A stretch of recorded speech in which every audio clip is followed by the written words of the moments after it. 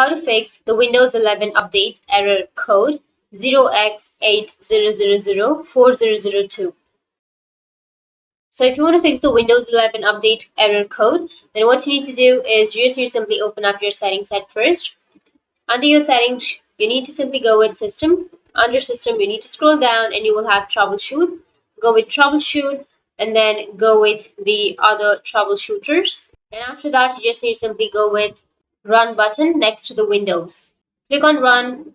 Once you click on Run under the Windows update, it will try to detect any problems, and if you have it, then it will restart your computer and fix them as soon as possible.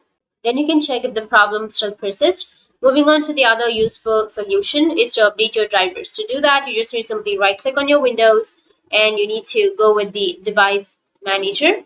Under your device manager, go with the display adapters and go with your graphics and right click on it, go with update driver, and you can search automatically for drivers or you can browse my computer for drivers.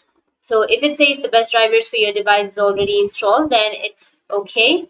You can go with the second one, right click on it and update drivers, go with browse my computer for drivers and then choose and then go with let me pick from a list of available drivers and choose the driver and then go with next and it will install the driver.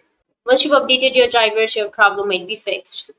But if still persists, then you can also perform an SFC scan. To do this, you just need to simply press the Windows button, go with the CMD, which is command prompt, go with Run as Administrator, click on Yes, and here you just need to simply enter the command, which I'll be giving you in the description. You just need to simply enter that command.